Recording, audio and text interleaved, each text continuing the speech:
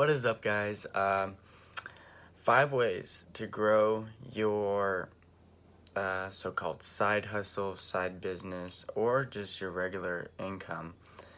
But if you have a job, like a 9 to 5 job, it would be kind of hard to apply these. So these are like specific to side hustles. So starting off, number one is time.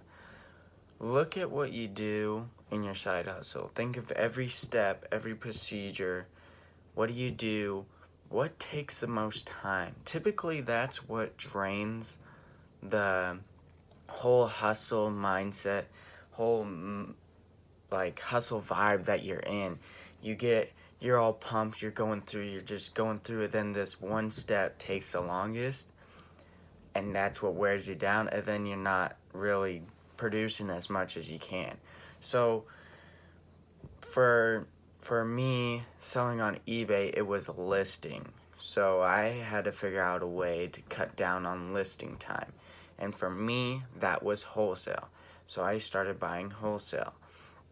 But with that, it brought its own problems. As in, like, when long term, sometimes when you got to the tail end of the inventory you had, it took forever to sell. Like, we're talking like 2 to 3 months plus to sell it. Now, I know that's not a long time for some long-term sellers, but for me, I was with the quick quantity over, not quality, but like, I always go for the quick flips. And the wholesale game kind of moved it into more of a long-term setting. But I really found a way to cut down on time, which increased my productivity. Number two is money. What cuts into your profits the most?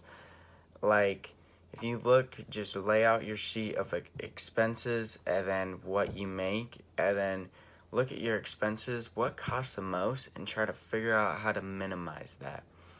For me, it was shipping. So shipping took a lot of my money. So I figured out, hey, if I can figure out how to use lighter materials to ship stuff, then it would be lighter and it wouldn't weigh as much, which wouldn't cost me as much.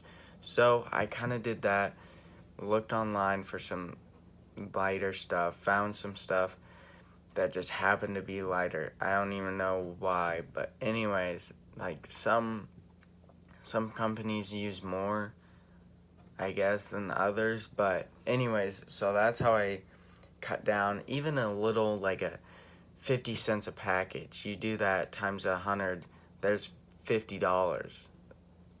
Yeah, $50, maybe. My math is probably wrong on that. Anyways, the next one is discipline. You gotta have discipline to be consistent with everything you do. If you're not consistent with your side hustle, it will go down, and then it will go up, and then it will go down. And we're not talking like the normal ups and downs you go through with your side hustle. It will go way down and then way up to where you would normally be if you just kept consistent. It would go like this. But if you are inconsistent, you go way down here, and then you have this huge spike, and you think you did something. But really, that's where you were gonna be anyways. You just had this huge down when you didn't need it. If you were to stay consistent and discipline yourself to just keep on doing the work, then it pays off in the end, and it will help just a solid growth. Not really looking, if you zoom out from all the zigzags, it will look like a line going like this and eventually turning up. The fourth one is efficiency. How fast can you get through every single step? Okay, that is key. If you can do everything faster, that means you're spending less time on it, which means you can spend more time doing the same exact thing, getting more results. Now, breaking that down, let's say you I spend about 10 minutes on each item that I listed. I was able to cut that down to 7 minutes per listing. Not just wholesale, like just boom, but like odds and ends, random things. 7 minutes per listing for the total item. 7 minutes. So how I went from 10 to 7 was I looked at what was taking me the most time for the listing inside of it, not just listing as a whole. It was getting the product ready for pictures. That took me the longest. I could type in, fill in the information quick, and do all that, get the title. Everything was quick except for getting it ready for pictures. So I figured out, hey, maybe I need to do a system for this. So I have this little spot where I go through and I do 5 items. I just prep them, and it takes me about like 1 minute to prep all of them. And then after I prep all of them, then I go ahead and take the pictures, and the pictures take like no time at all. And that initially cut, if I did them one by one, it would take me about 30 seconds per item. Then I'm getting it ready to set up. Compared to if I just do 5 real quick, get them, now start moving each one, it goes way quicker. And the last one is effectiveness. Now this is kind of, you might say, like, how does that play out? And really anything, but your effectiveness, I relate it to your price. So how effective are you in your game of sourcing, flipping, and then getting that item up, you know?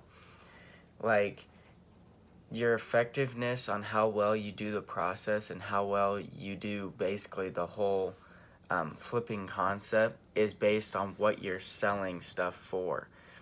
Because even if you're selling a low price product, you still picked that product. So it's not necessarily on your price, it's more on your ROI, but your price affects your ROI. So if you have a high price but you have a high cost, you might have a middle ROI.